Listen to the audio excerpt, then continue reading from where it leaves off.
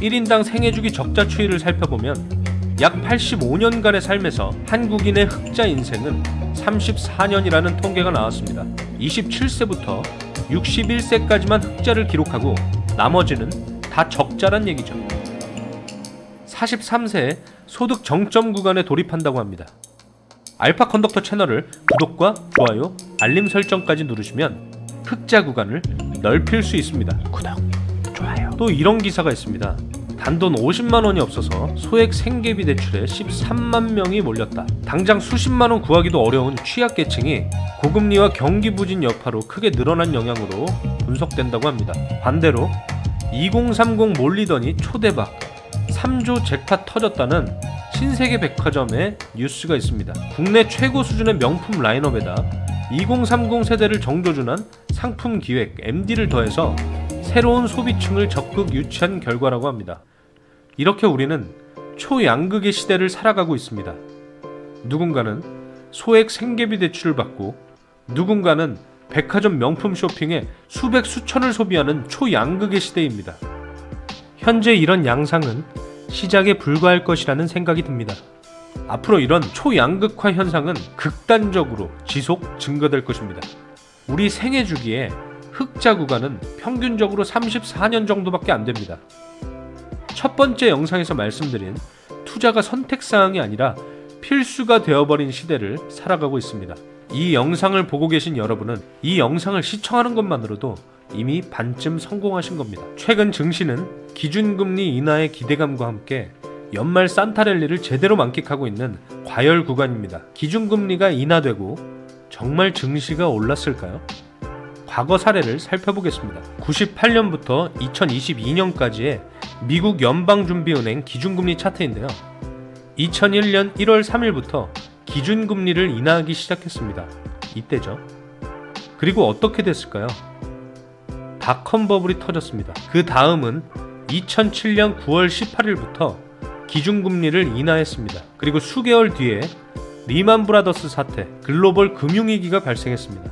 가장 최근에는 19년 8월 1일부터 기준금리를 인하하기 시작해서 몇 개월 뒤에는 코로나 사태, 팬데믹이 발생했습니다. 이런데도 기준금리가 인하되면 증시가 무조건적으로 오를 거라고 말하는 전문가들이 많습니다.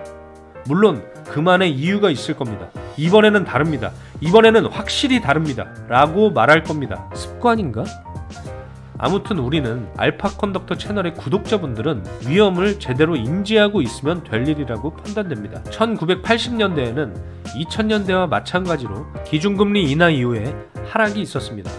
1987년 10월, 1986년 6월에 각각 첫 번째 금리 인하 이후 증시도 하락했던 이력이 있습니다. 하지만 1990년대에는 80년대와 2000년대와는 다르게 기준금리 인하 이전에 증시가 바닥을 찍고 금리 인하 이후 반등했던 이력도 있습니다. 이렇게 94년 12월 증시는 바닥이었고 96년 7월 첫 번째 금리 인하와 함께 증시는 상승했습니다. 1998년도에도 8월이 저점이었고 9월에 금리 인하를 시작하면서 반등했습니다. 이렇게 결과값으로 보면 1987년부터 현재까지 7번의 금리 인하를 했는데요. 그중 딱 2번만 금리 인하 직후에 상승했고 나머지 5번은 금리 인하 이후에 하락했습니다. 그런데도 증시는 금리 인하의 기대감을 안고 상승합니다. 2000년 이후에는 총 3번의 금리 인하를 했는데 3번 전부 금리 인하 후 하락했고 미국 증시는 평균 15개월 이후 증시가 바닥을 찍었고 코스피는 평균 10개월 이후 바닥을 찍었습니다. 글로벌 인플레이션의 둔화 상황을 감안할 때 주요국 통화정책이 내년 하반기에는 금리 인하로 전환될 수도 있다는 전망이 쏟아지고 있습니다. 피터 린치가 금리를 연속으로 3번만 맞출 수 있다면 그는 억만장자가 될 수 있다고 말했습니다. 그만큼 금리 예측은 정확도가 낮고 연준 의장조차도 못하는 금리 예측에 시간 낭비하지 말라고 말합니다.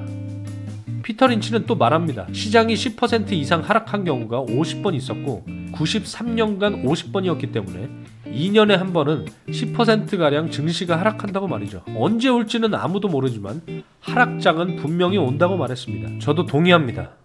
금리 인하 이후 경기 침체로 인한 하락이건 금리 인하 이후에 대외 변수로 인한 하락이건 시장의 밸류에이션 부담이 생긴 뒤에는 반드시 하락한다는 겁니다. 시장의 밸류에이션 부담을 해소할 때까지 말이죠. 물론 제 생각과 다르게 수년간 세상에 없던 상승 랠리가 시작될지도 모르죠. 하지만 우리는 일부 비중으로만 산타 랠리를 즐기고 점진적으로 현금 비중을 늘리면서 기회가 올 때까지 기다리는 겁니다. 시장에 공포가 찾아올 때 그때 포트폴리오 비중을 확대하면 되는 겁니다. 지난 시간에 설명드렸던 코스피 코스닥의 연도별 MDD입니다. 코스피는 평균 약 마이너스 16%, 코스닥은 약 마이너스 22%. 반대로 생각하면 이 정도 시장이 하락했을 때 분할로 좋은 회사를 매수하면 확률적으로 계좌를 우상향시키기에 훨씬 좋은 환경이라는 거죠. 여러분은 반드시 이 내용을 참고하시고 기억하시기 바랍니다.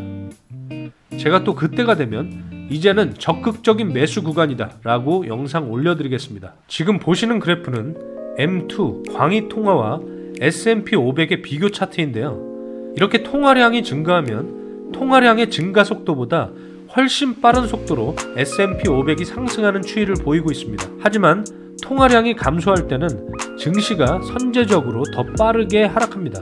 지금 보시는 차트는 미국의 M1과 M2 차트인데요. 우리가 생각해볼 문제는 통화량의 대부분이 코로나 이후에 급격히 증가했다는 사실입니다. 미국의 협의 통화량 전체의 약 75% 정도가 코로나 이후에 증가했습니다. 현대차증권에서는 이스라엘 팔레스타인 전쟁, 제5차 중동 전쟁을 내년의 위험 요소로 꼽았습니다. 가능성이 높지는 않으나 이스라엘 팔레스타인 전쟁이 중동 전역으로 확대될 경우 스태그플레이션 재발 가능성이 있다고 합니다. 불과 몇 년 전 코로나 사태만 생각해봐도 어느 누가 예측을 했겠습니까? 언제 어느 때에 하락할지는 누구도 맞출 수 없지만 현재 시장은 분명히 과열되었고 탐욕지수는 최상이고 공포지수는 최저점입니다. 이렇게 장기 시계열로 보면 하락은 짧고 상승 구간은 깁니다. 이 차트를 끝까지 보시기 바랍니다.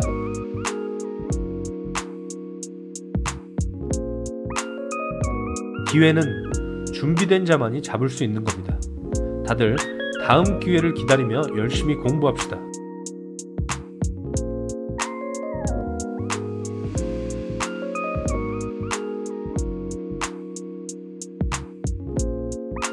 오늘 영상이 유익하셨다면 알파 컨덕터 채널 구독과 좋아요 눌러주시고 알림 설정도 부탁드립니다.